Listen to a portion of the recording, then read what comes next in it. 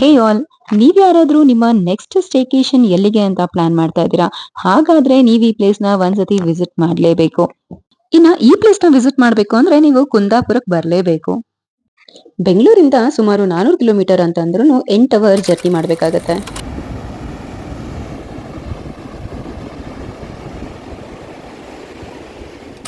ಈ home stay ಬಗ್ಗೆ ನಿಮ್ಗೆ ಕಂಪ್ಲೀಟ್ ಡೀಟೇಲ್ಸ್ ಬೇಕಾದ್ರೆ ನನ್ನ ವ್ಲಾಗ್ ನ ಕಂಪ್ಲೀಟ್ ಆಗಿ ನೋಡ್ಕೊಂಡು ಬನ್ನಿ.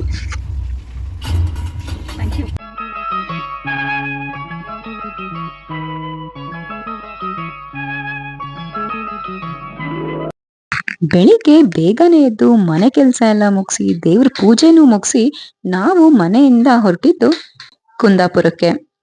ನಾವು ಹೊರಡೋಷ್ಟರಲ್ಲಿ ಸುಮಾರು 6:45 ಆಗಿತ್ತು. ಇನ್ನ ನಾವು ಪ್ರತಿ ಸತಿ ಟ್ರಾವೆಲ್ ಮಾಡ್ಬೇಕಾದ್ರೂ ನಮ್ ಕಾರು ಹೀಗೆ ಅರೇಂಜ್ ಆಗಿರುತ್ತೆ. ದಿವಾನ ಮೇಲಿರೋ ಕುಶನ್ಸ್ ಎಲ್ಲ ನಮ್ ಕಾರಲ್ಲಿರುತ್ತೆ. ಇನ್ನ ಮಕ್ಳನ್ನ ಎಬ್ಬಿಸಿರ್ಲಿಲ್ಲ, ಹಾಗೆ ಪಾಪ ನಿದ್ದೆ ಕಂಟಿನ್ಯೂ ಮಾಡ್ಲಿ ಅಂತ ಹೇಳಿ ಜೇನುನ ಹಿಂದೆ ಕಾರಲ್ಲಿ ಮಲಗಿಸಿದ್ವಿ. ಇನ್ನ ಸಿಹಿನ ಎತ್ಕೊಂಡಿದ್ದೆ. ನಾವು ಹೊರಡೋಷ್ರಲ್ಲಿ ಜೇನುಗ್ ಆಲ್ರೆಡಿ ಎಚ್ಚರನೇ ಆಗಿತ್ತು. ಇನ್ನ ಎಲ್ಲಾರ್ಗು ಬಾಯ್ ಹೇಳಿ ಸೊ ಅಲ್ಲಿಂದ ಹೊರಟಿದ್ದು ನಾವು ಕುಂದಾಪುರಕ್ಕೆ. ಇನ್ನ ಮಧ್ಯದಲ್ಲಿ ಬ್ರೇಕ್ಫಾಸ್ಟ್ ಮಾಡಿರ್ಲಿಲ್ವಲ್ಲ, ಸೊ ಹಾಗಾಗಿ MTR ಅಲ್ಲಿ ಒಂದು ಬ್ರೇಕ್ ತಗೊಂಡ್ವಿ. MTR ಹೋದ್ಮೇಲೆ ಮಸಾಲೆ ದೋಸೆ ತಗೊಳ್ದೇ ಇದ್ರೆ ಹೇಗೆ? ಇಲ್ಲಿ ಎಕ್ಸ್ಟ್ರಾರ್ನರಿ ಪಾರ್ಟ್ ಅಂತಂದ್ರೆ ಒಂದು ಚಿಕ್ಕ ಕಪ್ಪಲ್ಲಿ ತುಪ್ಪ ಕೂಡ ಕೊಡ್ತಾರೆ ಮಸಾಲೆ ದೋಸೆಗೆ ಅಂತ. ಅಂಡ್ ತುಂಬಾನೇ ಟೇಸ್ಟಿ ಆಗಿರುತ್ತೆ. ನಾವು ಎಲ್ಲೇ ಹೋಟೆಲ್ಗೆ ಹೋದ್ರು ಒಂದು ದೋಸೆ ಇಲ್ಲ ಇಡ್ಲಿ, ಪೂರಿ, ರೈಸ್ ಬಾತ್ ಈ ರೀತಿ 4 ಆಪ್ಷನ್ಸ್ ಇಟ್ಕೊಂಡೇ ಇರ್ತೀವಿ. ಸೊ ಮಕ್ಳಿಗೆ ಯಾವ್ದು ಬೇಕೋ ಅದನ್ನ ತಿಂತಾರೆ ಅಂತ ಹೇಳಿ. ಸಪೋಸ್ ಎಲ್ಲಾರ್ಗು ದೋಸೆನೆ ಆರ್ಡರ್ ಮಾಡಿ ಅದೇನಾದ್ರು ಖಾರ ಇತ್ತು ಇಲ್ಲ ಚೆನ್ನಾಗಿಲ್ಲ ಅಂತ ಏನಾದ್ರು ತಿಂದಿಲ್ಲ ಅಂತಂದ್ರೆ ಮತ್ತೆ ಅಡಿಷನ್ ಆಗಿ ಇನ್ನು ಬೇರೆ ಐಟಮ್ಸ್ ನ ಆರ್ಡರ್ ಮಾಡ್ಬೇಕಾಗತ್ತೆ. ಸೊ ಇವಾಗ ದೋಸೆ ಇಷ್ಟ ಆಗಿಲ್ಲ ಅಂತಂದರೆ ಇಡ್ಲಿ ತಿನ್ಬೋದು, ಇಲ್ಲ ಇಡ್ಲಿ ಇಷ್ಟ ಆಗಿಲ್ಲ ಅಂದರೆ ಪೂರಿ ಆಪ್ಷನ್ ಕೊಡ್ಬೋದು. ಸೊ ಈ ರೀತಿ ಪ್ಲ್ಯಾನ್ ಮಾಡ್ಕೊತೀವಿ. ಇನ್ನು ಅವ್ರು ಯಾವ್ದು ತಿಂತಾರೆ ಅದನ್ನು ಕೊಟ್ಟು ಮಿಕ್ಕಿದ್ದನ್ನು ನಾವು ತಿಂತೀವಿ. ಆ್ಯಂಡ್ ಎಸ್, ನಮ್ಮ ಡೆಸ್ಟಿನೇಷನ್ ಪ್ಲೇಸ್ ಬಂದೇ ಬಿಡ್ತು. ಖಂಡಿತ ನಾನಂತೂ ಎಕ್ಸ್ಪೆಕ್ಟ್ ಮಾಡಿರಲಿಲ್ಲ. ಆ್ಯಂಡ್ ಇದು ನನಗೆ ಸರ್ಪ್ರೈಸಿಂಗ್ ಆಗಿತ್ತು ಪ್ಲೇಸ್ ಈ ಥರ ಇರುತ್ತೆ ಅಂತ ಹೇಳಿ. ಇನ್ನು ಇದು ನಾವು ಹೋಮ್ ಸ್ಟೇ ಎಂಟರ್ ಆಗ್ತಾ ಇದ್ದ ಹಾಗೆ ಕಾಣಿಸುವಂಥ ವ್ಯೂ.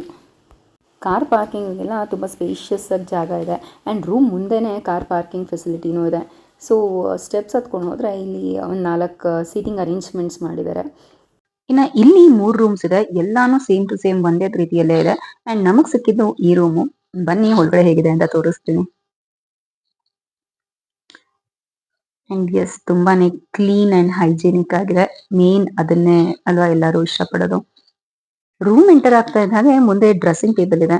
ಇನ್ನ ಅದ್ ಬಿಟ್ರೆ ಈ ಕಡೆ ಡಬಲ್ ಕಾಟ್ ಹಾಕಿದ್ದಾರೆ. ಅಂಡ್ ಸ್ಕ್ರೀನ್ಸು, ಸೀಲಿಂಗ್ಸು ಎಲ್ಲಾನು ಚೆನ್ನಾಗಿತ್ತು. ನಾವ್ 4 ಜನ ಇರೋದಕ್ಕೆ ಇಷ್ಟು ಸಾಕು. ನಾವಿಲ್ಲಿಗೆ ಬಂದ್ ರೀಚ್ ಆಗೋ ಅಷ್ಟೊತ್ತಿಗೆ 4:30 ಆಗಿತ್ತು. ಇನ್ನ ಬಿಸಿಲು ಕೂಡ ಅಷ್ಟೇ ಜಾಸ್ತಿ ಇತ್ತು. ಇನ್ನ ಈ ಕಾಟ್ ಮೇಲೆ 3 ಜನ ಕಂಫರ್ಟಬಲ್ ಆಗಿ ಮಲ್ಕೊಳ್ಬಹುದು. ಅಂಡ್ ಈ ಕಡೆ ಒಂದು ಬೀನ್ ಬ್ಯಾಗ್ ಕೂಡ ಕೊಟ್ಟಿದ್ದಾರೆ. ಈ ಕಡೆ ಒಂದು ಪುಟಾಣಿ ಟೇಬಲ್ ಅರೇಂಜ್ ಮಾಡಿದ್ದಾರೆ ಸ್ನಾಕ್ಸ್ಗೆ ಅಂತ ಹೇಳಿ. ಅಂಡ್ ಟಿವಿ ಕನೆಕ್ಷನ್ ಕೂಡ ಇದೆ, ವೈಫೈ ಕನೆಕ್ಷನ್ ಕೊಟ್ಟಿದ್ರು. ಸೊ ಫೆಸಿಲಿಟೀಸ್ ಎಲ್ಲ ತುಂಬಾ ಚೆನ್ನಾಗಿ ಮೇಂಟೈನ್ ಮಾಡಿದ್ದಾರೆ. ಇನ್ನ ಆ ಕಡೆ ನಾವ್ ಎಂಟರ್ ಆಗ್ತಾ ಇದ್ದಾಗೆ ಆ ಕಡೆ ವಾಶ್ರೂಮ್ ಕೂಡ ಇದೆ. ಅಂಡ್ ಸ್ಟ್ರೈಟ್ ಬಂದ್ರೆ ಇದು ಈ ಕಡೆ ಇನ್ನ ಒಂದು ದೊಡ್ಡ ಸ್ಲೈಡಿಂಗ್ ಡೋರ್ ಬರುತ್ತೆ.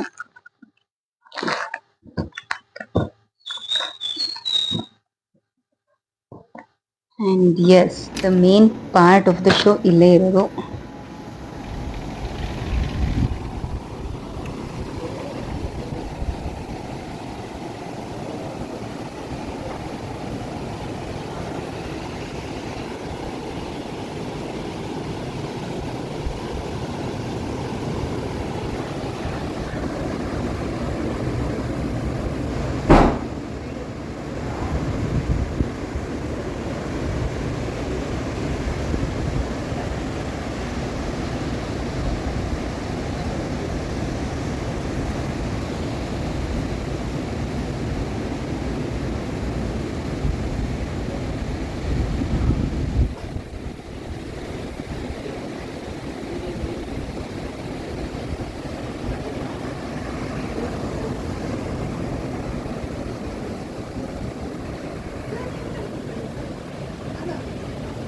ಮರಳಿನ ಮೇಲೆ ಮೂಡಿತ್ತು ಒಂದು ಸುಂದರ ಕವನ. ಆ ಕವನದ ಸಾಲುಗಳ ಬರೆಯಲು ನೀನೇ ಕಾರಣ.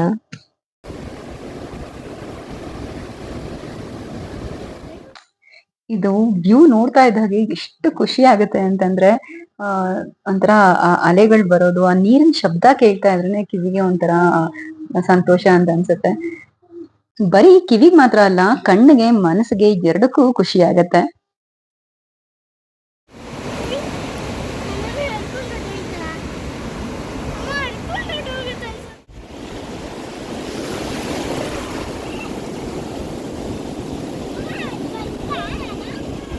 ಇದು ಕೋಡಿ ಬೀಚ್ ಕುಂದಾಪುರಕ್ಕೆ ಸೇರುತ್ತೆ. ಅಂಡ್ ನಾವು ಹೋದಾಗ ಅಲೆಗಳು ಸಿಕ್ಕಾಪಟ್ಟೆ ಜಾಸ್ತಿ ಇತ್ತು. ಸೊ ಹಾಗಾಗಿ ಬೋಟಿಂಗ್ ಎಲ್ಲಾನು ಸ್ಟಾಪ್ ಮಾಡಿದ್ರು. ಇಲ್ಲಿ ಕಾಯ್ಕಿಂಗ್ ಆಕ್ಟಿವಿಟಿ ಕೂಡ ಇದೆ. ಇನ್ನ ಇಲ್ಲಿ 4:30 ಅಲ್ಲ 5 o'clockಗೂ ನೀರ್ ಹತ್ರ ಹೋಗೋದಕ್ಕೆ ಆಗ್ತಾ ಇರ್ಲಿಲ್ಲ, ಅಷ್ಟು ಸಿಕ್ಕಾಪಟ್ಟೆ ಬಿಸಿಲಿತ್ತು. ನಾವು ಒಂದ್ ಸ್ವಲ್ಪ ಬಿಸಿಲು ಕಡಿಮೆ ಆದ್ಮೇಲೆ ಹೋಗೋಣ ಅಂತ ವೇಟ್ ಮಾಡಿ ಒಂದ್ 5:30 ಹಾಗೆ ಬೀಚ್ ಹತ್ರ ಹೋದ್ವಿ. ಅಲ್ಲಿ ಸುಮಾರು ಹೊತ್ತು ಆಟ ಆಡಿದ್ರು ಹುಡುಗರು. ಅಂಡ್ ವೇವ್ಸ್ ತುಂಬಾನೇ ಇದ್ದಿದ್ ಕಾರಣ ದಡದ ಹತ್ರನೇ ಮಕ್ಳನ್ನ ಆಟ ಆಡ್ಸಿದ್ವಿ. ಇನ್ನ ಬೋಟಿಂಗ್ ಎಲ್ಲಾನು ಸ್ಟಾಪ್ ಮಾಡಿದ್ರು. ಇಲ್ಲಿ ಕಾಯ್ಕಿಂಗ್ ಆಕ್ಟಿವಿಟಿ ಕೂಡ ಇದೆ. ಸೊ ಹೀಗೆ ನಾವು ಕೆಲವೊಂದು ಸ್ವೀಟ್ ಮೆಮೊರೀಸ್ ನ ಕ್ಯಾಪ್ಚರ್ ಮಾಡಿದ್ವಿ. ಅಂಡ್ ಟೋಟಲಿ ಹೇಳ್ಬೇಕು ಅಂತಂದ್ರೆ ಈ ಒಂದು ಟ್ರಿಪ್ ತುಂಬಾನೇ ಖುಷಿ ಕೊಟ್ಟಂತ ಟ್ರಿಪ್. ಅಂಡ್ ನಮ್ ಜೀವನಗೆ ಇನ್ನ ಸ್ಕೂಲ್ ಸ್ಟಾರ್ಟ್ ಆಗಿರ್ಲಿಲ್ಲ. ಪಾಪ ಈ ವೆಕೇಶನ್ಸ್ ಅಲ್ಲಿ ಮಕ್ಕಳನ್ನ ಎಲ್ಲೋ ಹೊರಗಡೆ ಕರ್ಕೊಂಡು ಹೋಗಿರ್ಲಿಲ್ಲ ಅಂತ ಹೇಳಿ ಇಲ್ಲಿಗೆ ಪ್ಲಾನ್ ಮಾಡ್ಕೊಂಡಿದ್ದು. ಸೊ ಇದೊಂದು ಹೊರಗಡೆ ಲಾಂಗ್ ಜರ್ನಿ ಆಯ್ತು. ಇನ್ನ ಇಲ್ಲಿಂದ ವಾಪಸ್ ಬರ್ತಾ ಇದ್ದ ಹಾಗೆ ಮಾರನೇ ದಿನದಿಂದ ಸ್ಕೂಲು.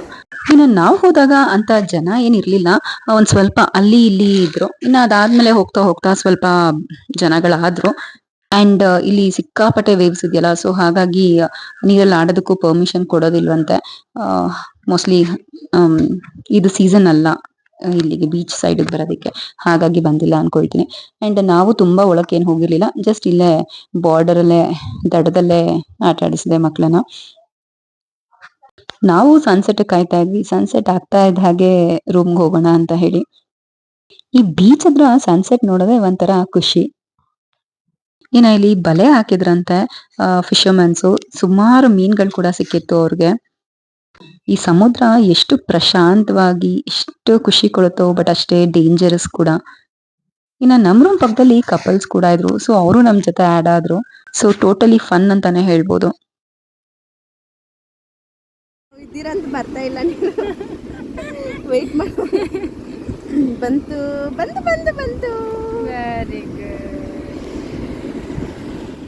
ಇನ್ನ ಮಕ್ಳಂತೂ ತುಂಬಾನೇ ಚೆನ್ನಾಗಿ ಎಂಜಾಯ್ ಮಾಡಿದ್ರು. ಸೊ ಅಲ್ಲಿಂದ ಕರ್ಕೊಂಡ್ ಬಂದು ಒಬ್ಬೊಬ್ರಿಗೆ ಸ್ನಾನ ಮಾಡಿಸಿ ನಾವೆಲ್ಲ ಫ್ರೆಶ್ ಅಪ್ ಆಗಿ ಅಷ್ಟ್ರಲ್ಲಾಗ್ಲೇ ಕತ್ಲಾಗ್ತಾ ಬಂದಿತ್ತು. ಸೊ ಹಾಗೆ ಬೀಚ್ ಸೈಡ್ ವಾಕ್ ಹೋಗೋಣ ಅಂತ ಹೇಳಿ ಹೋದ್ವಿ. ಬಟ್ ಇಲ್ಲಿ ಏನು ಕಾಣಿಸ್ತಾ ಇಲ್ಲ. ಇದು ಆಕಾಶದಲ್ಲಿರುವಂತ ಚಂದ್ರ. ಅದ್ ಬಿಟ್ರೆ ಬೀಚ್ ಅಂತೂ ಏನು ಕವರ್ ಮಾಡೋದಕ್ಕಾಗಲ್ಲ ಕತ್ಲಲ್ಲಿ. ಇನ್ನ ಇಲ್ಲಿ ಹೋಮ್ ಸ್ಟೇ ಅವ್ರು ಅರೇಂಜ್ ಮಾಡಿರುವಂತ ಒಂದು ಡೆಕೋರೇಷನ್ ಇದು. ನಾವ್ ಇದನ್ನ ಸಾಯಂಕಾಲದಿಂದ ನೋಡಿದ್ವಿ, ಬಟ್ ಈಗ ಲೈಟಿಂಗ್ಸ್ ಎಲ್ಲ ಹಾಕದ್ಮೇಲೆ ಒಂದ್ ತರ ಚೆನ್ನಾಗ್ ಅನಿಸ್ತಾ ಇದೆ. ಸೊ ಒಳ್ಳೆ ಪ್ಲೇಸ್ ಮಾತ್ರ ಇದು. ಇನ್ನ ಫೋಟೋ ಸೆಷನ್ಸ್ ನಡೀತಾನೆ ಇದೆ. ಅಂಡ್ ಫುಡ್ ನ ಕೂಡ ಆರ್ಡರ್ ಮಾಡಿದ್ವಿ. ಇಲ್ಲಿ ಫುಡ್ ಎಲ್ಲಾನು ಕವರ್ ಮಾಡಲ್ಲ.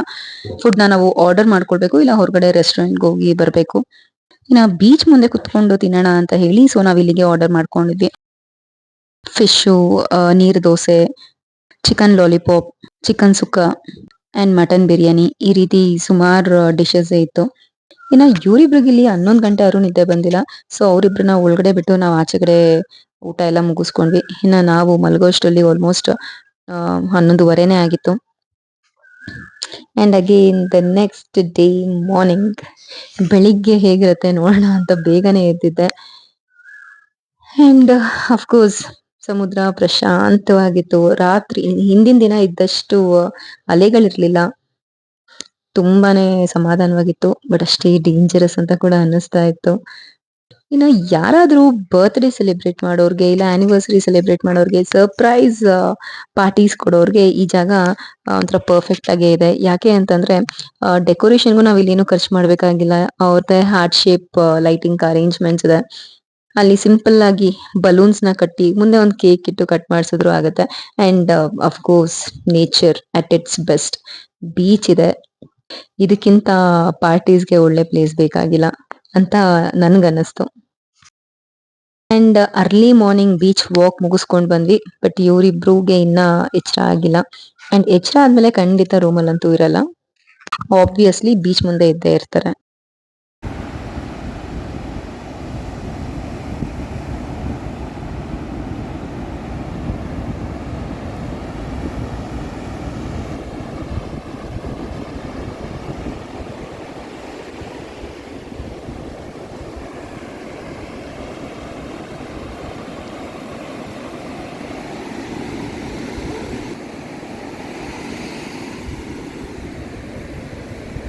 ಬಂತು ಬಂತು ಬಂತು.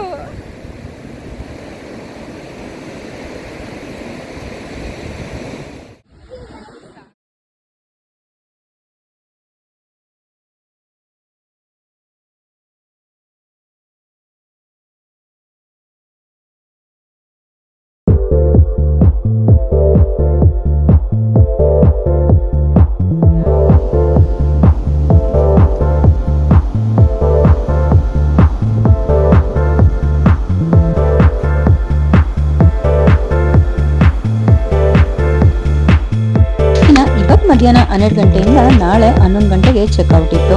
ಬಟ್ ನಾವು ಆಲ್ಮೋಸ್ಟ್ ಇಲ್ಲಿಗೆ ರೀಚ್ ಆಗೋಷ್ಟೊತ್ತಿಗೆ 4:30 ಆಗಿತ್ತು ಅಂತ ಹೇಳಿದ್ನಲ್ಲ. ಬಟ್ ಬೆಳಿಗ್ಗೆ ನಾವು ಕಂಟಿನ್ಯೂ ಮಾಡ್ಬೋದಿತ್ತು, ಆದ್ರೆ ಟೆಂಪಲ್ಗೆ ಹೋಗ್ಬೇಕಿತ್ತು. ಸೊ ಹಾಗಾಗಿ ನಾವೇ ಒಂದು 10:30 ಹಾಗೆ ಚೆಕ್ಔಟ್ ಆದ್ವಿ. ಇನ್ನ ನೀವ್ ಯಾರಾದ್ರೂ ಈ ಪ್ಲೇಸ್ಗೆ ವಿಸಿಟ್ ಮಾಡ್ಬೇಕು ಅಂತ ಇದ್ರೆ ನೀವು ಗೂಗಲ್ ಅಲ್ಲಿ ಚೆಕ್ ಮಾಡ್ಬೋದು.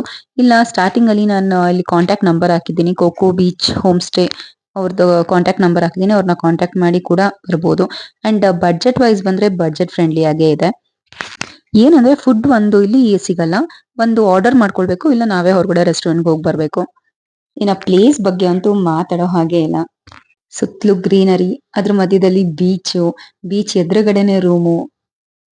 ಇನ್ನ ನಾವು ರೆಸಾರ್ಟ್ ಇಂದ ಹೊರಟು ಅಲ್ಲಿಂದ ಹೋಟೆಲ್ಗೆ ಹೋಗಿ ಅಲ್ಲಿ ತಿಂಡಿ ಮುಗಿಸ್ಕೊಂಡು ಬಂದಿದ್ದು ಆನೆಗುಡ್ಡ ಗಣಪತಿ ದೇವಸ್ಥಾನಕ್ಕೆ.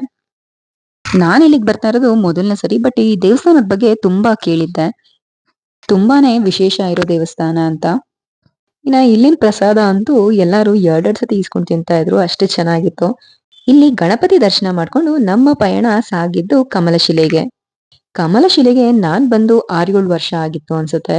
ಬಟ್ ಅವಾಗ ಬಂದಿದ್ದಕ್ಕೂ ಇವಾಗ ಬರೋದಕ್ಕೂ ತುಂಬಾನೇ ಡೆವಲಪ್ ಆಗಿದೆ. ಯಾರೇ ಈ ಕಡೆ ಟ್ರಾವೆಲ್ ಮಾಡ್ತಾ ಇರೋರಿದ್ರು ಕಮಲಶಿಲೆಯಲ್ಲಿ ಊಟ ಮಾತ್ರ ಮಿಸ್ ಮಾಡ್ಕೊಳ್ಬೇಡಿ, ತುಂಬಾನೇ ಅದ್ಭುತವಾಗಿರುತ್ತೆ. ಇನ್ನ ಲಾಸ್ಟ್ ಟೈಮ್ ಬಂದಾಗ ನಾವ್ ಇಲ್ಲಿಂದ ಒಂದು ಗುಹೆಗೆ ಹೋಗಿದ್ವಿ, ತುಂಬಾನೇ ಚೆನ್ನಾಗಿತ್ತು. ಅಲ್ಲಿ ತುಂಬಾನೇ ಸ್ಲಿಪ್ಪರಿ ಆಗುವಂತ ಜಾಗ, ಮತ್ತೆ ಗುಹೆ ಒಳಗಡೆ ಬ್ಯಾಟ್ಸ್ ಎಲ್ಲ ಸಿಗುತ್ತೆ. ಬಟ್ ಮಕ್ಳನ್ನ ಕರ್ಕೊಂಡು ಈ ಟೈಮಲ್ಲಿ ಹೋಗೋದಕ್ಕಾಗಲ್ಲ ಅಂತ ಅಂದ್ಬಿಟ್ಟು ನಾವು ಧರ್ಮಸ್ಥಳಕ್ಕೆ ಬೇರೆ ರೀಚ್ ಆಗ್ಬೇಕಾಗಿತ್ತು ಈವ್ನಿಂಗ್ ಅಷ್ಟರಲ್ಲಿ. ಸೊ ಅಲ್ಲಿಂದ ನಾವು ಡೈರೆಕ್ಟ್ ಆಗಿ ಹೊರಟು ಬಂದಿದ್ದು ಧರ್ಮಸ್ಥಳಕ್ಕೆ. ಎಸ್, ನಮ್ಮ ಈ ಟ್ರಿಪ್ಪು ಸ್ಟಾರ್ಟ್ ಆಗೋದಕ್ಕೆ ಕಾರಣನೇ ಮೇನ್ ಇದು ಏನು ಅಂತಂದ್ರೆ ಧರ್ಮಸ್ಥಳದಲ್ಲಿ ಒಂದು ಮದ್ವೆ ಅಟೆಂಡ್ ಮಾಡ್ಬೇಕಾಗಿತ್ತು. ಮದ್ವೆ ಇದ್ದಿದ್ದು ಭಾನುವಾರ, ನಾವು ಟ್ರಿಪ್ ಸ್ಟಾರ್ಟ್ ಮಾಡ್ಕೊಂಡಿದ್ದು ಶುಕ್ರವಾರ. ಸೊ ಅದೆಲ್ಲಾ ಕಡೆ ಓಡಾಡ್ಕೊಂಡು ನಾವು ಬರ್ತಾ ಇರೋದು ಈಗ ಶನಿವಾರ ಸಂಜೆ ಧರ್ಮಸ್ಥಳಕ್ಕೆ. ಇನ್ನ ಧರ್ಮಸ್ಥಳದಲ್ಲಿ ಕಾಲಿಡೋದಕ್ಕೆ ಕೂಡ ಜಾಗ ಇರ್ಲಿಲ್ಲ, ಅಷ್ಟು ಜನ ಇದ್ರು. ಸಹ್ಯಾದ್ರಿಲಿ ರೂಮ್ ಕೂಡ ಬುಕ್ ಆಗಿತ್ತು. ಬಂದು ಫ್ರೆಶ್ ಅಪ್ ಆಗಿ ಮತ್ತೆ ದರ್ಶನಕ್ಕೆ ಅಂತ ಹೋದ್ವಿ. ಇನ್ನ ಇದು ಭಾನುವಾರ ಬೆಳಿಗ್ಗೆ ಮದುವೆಗೆ ಹೋಗಿದ್ದಂಥದ್ದು. ಮದುವೆ ಬಂದು ನನ್ನ ಹಸ್ಬೆಂಡ್ ಫ್ರೆಂಡ್ ಅವ್ರದ್ದು. ಸೊ ಹಾಗಾಗಿ ಮದುವೆ ಅಟೆಂಡ್ ಮಾಡಿಕೊಂಡು ಅಲ್ಲಿ ಊಟ ಮುಗಿಸ್ಕೊಂಡು ಬೇಗನೆ ಹೊರಟ್ವಿ ಬೆಂಗಳೂರು ಕಡೆಗೆ. ಯಾಕೆ ಅಂದರೆ ಈ ಕಂಟಿನ್ಯೂಸ್ ರಜಾ ಬೇರೆ ಇತ್ತು, ಇನ್ನು ತುಂಬಾ ಟ್ರಾಫಿಕ್ ಆಗುತ್ತೆ ಅಂತ ಹೇಳಿ. ಆ್ಯಂಡ್ ಫೈನಲಿ ನಾವು ಮನೆಗೆ ಬಂದು ರೀಚ್ ಆಗೋ ಅಷ್ಟರಲ್ಲಿ ಭಾನುವಾರ 6:30. ಸಿಕ್ಕಾಪಟ್ಟೆ ಮಳೆ ಬೇರೆ ಬರ್ತಾ ಇತ್ತು. ಸೊ ಇಲ್ಲಿಗೆ ನನ್ನ ವ್ಲಾಗ್ನ ಎಂಡ್ ಮಾಡ್ತಾ ಇದ್ದೀನಿ. Thank you.